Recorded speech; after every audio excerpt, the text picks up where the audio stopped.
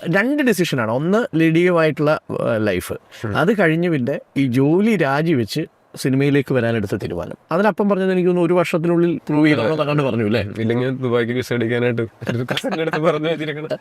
ആ വിസ അടിക്കാറായ സമയത്താണ് ട്രിബ്യൂണൽ കഴിഞ്ഞിട്ടുണ്ടായിരുന്നു.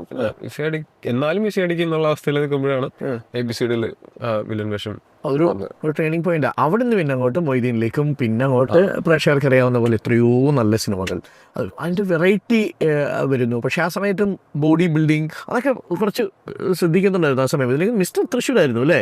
ആണോ? ഞാൻ കോമ്പീറ്റ് ചെയ്തിട്ടുണ്ട്, മിസ്റ്റർ തൃശ്ശൂർ വിൻ ചെയ്തിട്ടില്ല.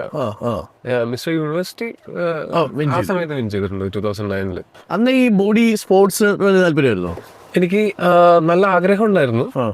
പക്ഷെ ഒരു 8ാം ക്ലാസ്സിലേക്ക് പഠിക്കുമ്പോൾ തൊട്ട് ജിമ്മിൽ പോകണമെന്ന് ആഗ്രഹമൊക്കെ പറയുന്നത് അപ്പൻ പൊക്കം വെക്കില്ല, നടുവേദന വരും എന്നൊക്കെ പറഞ്ഞിട്ട് അങ്ങനെയൊക്കെ അതങ്ങനത്തെ കുറെ കൺസെപ്റ്റുകൾ ഉണ്ടല്ലോ.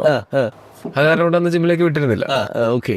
അതിനുശേഷം പിന്നീട് 10ാം ക്ലാസ്സിന് ശേഷമാണ് വർക്കൗട്ടൊക്കെ തുടങ്ങുന്നത്. ഈ സിനിമയിലേക്ക് പോകണമെന്ന് പറഞ്ഞപ്പോൾ ലീഡി എന്താ പറഞ്ഞത്?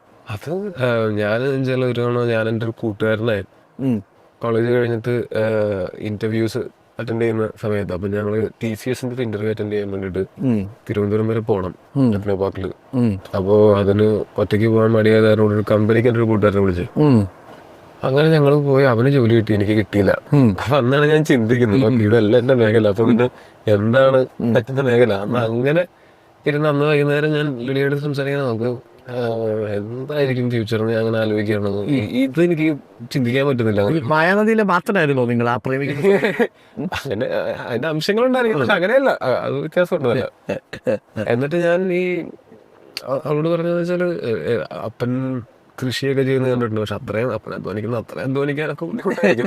പക്ഷെ എന്നാലും നമുക്ക് പുതിയ നമ്മളുടെ കാലത്തിന്റെ രീതിയിൽ നമുക്ക് എന്തൊക്കെ ടെക്നോളജി യൂസ് ചെയ്ത് നമുക്ക് കൂടുതൽ എഫിഷ്യന്റ് ആയിട്ട് എന്തെങ്കിലുമൊക്കെ ചെയ്ത് അങ്ങനെ കൃഷി ഫാം പരിപാടിയൊക്കെ ആയിട്ട് ഇപ്പോഴും എന്റെ ആഗ്രഹങ്ങളിലൊന്നാണ്. ലൈഫ് ഉണ്ടെങ്കിൽ കൃഷി പരിപാടിയൊക്കെ സസ്റ്റൈനബിൾ ലിവിംഗിലേക്കാണ് റിട്ടയർ ചെയ്യുള്ളൂ. അപ്പൊ അങ്ങനത്തെ ഒരു ചിന്തയൊക്കെ പറഞ്ഞപ്പോഴത്തേക്ക് ലിഡിയ പറഞ്ഞു ഓക്കെ അതിനേക്കാൾ പ്രാക്ടിക്കൽ ആയിട്ട് വേറെ എന്തെങ്കിലും.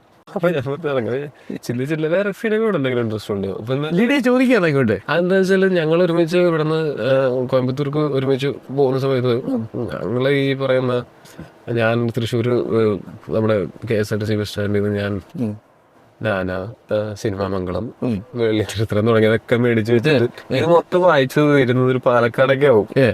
എന്റെ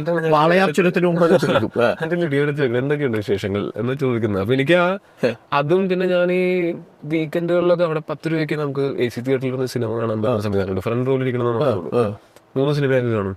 അത് കഴിഞ്ഞ് വൈകുന്നേരം ലിഡിയുടെ കൂടെ പോയിട്ടാണല്ലോ. അങ്ങനെ ഭയങ്കര സിനിമയുടെ ആളല്ല, അവള് കുറച്ച് ന്യൂസ് ഒക്കെ കാണുന്ന പോലത്തെ ആളാണ്. ഞാൻ കുറച്ച് സിനിമയാണ് കൂടുതൽ താല്പര്യം കാണാനും ഒക്കെ. അങ്ങനെ ഞാൻ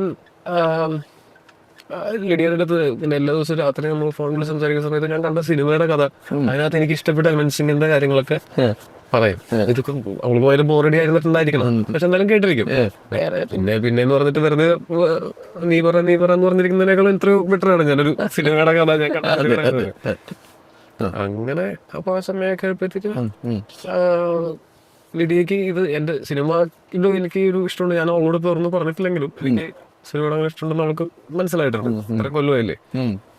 അപ്പൊ അങ്ങനെ ചോദിച്ചു സിനിമയിൽ എന്തെങ്കിലും ആഗ്രഹമൊക്കെ ഉണ്ട്, പക്ഷെ ഇത് എങ്ങനെയാണ് നമുക്ക് എങ്ങനെയാണ് സിനിമയിലൊക്കെ കയറാൻ വേണ്ടിട്ട് ഭയങ്കര പാടല്ലേ. അത് നമ്മളുടെ സ്വപ്നം ആഗ്രഹം പോലും അല്ല, അത് സ്വപ്നം മാത്രമായിട്ട് നിൽക്കുന്ന ഒരു കാര്യമല്ലേ. അതൊന്ന് ശ്രമിച്ചു നോക്കി പറയാം. പിന്നെ ശ്രമിച്ചു നോക്കാം. എന്തായാലും ഇതെല്ലാം മനസ്സിലായി, സോഫ്റ്റ്വെയർ അല്ലെങ്കിൽ എഞ്ചിനീയറിംഗ് മേഖല എല്ലാം മനസ്സിലായി. അപ്പൊ പിന്നെ സിനിമ തന്നെ ആവാം എന്ന് ലിഡിയ പറയുന്നു. അല്ല, അത് ശ്രമിച്ചു നോക്കാതെ പറ്റില്ല, പരാജയം അംഗീകരിക്കുന്നത് ബുദ്ധിമുട്ടാണ്. അത് ശ്രമിച്ചു നോക്കിയിട്ട് പരാജയപ്പെട്ടാൽ ഓക്കെയാണ്. Still you tried. ഓക്കെ. ശ്രമിച്ചു നോക്കാതെ അതൊന്നും നടക്കൂല എന്ന് പറഞ്ഞിട്ട് അത് സ്വപ്നം മാത്രമായിട്ടിരുന്നേനെ. ഇത് ഞാൻ ആ സ്വപ്നമാണ് ജീവിക്കുന്നത്. അതൊന്നും ശ്രമിച്ചു നോക്കിയതാ.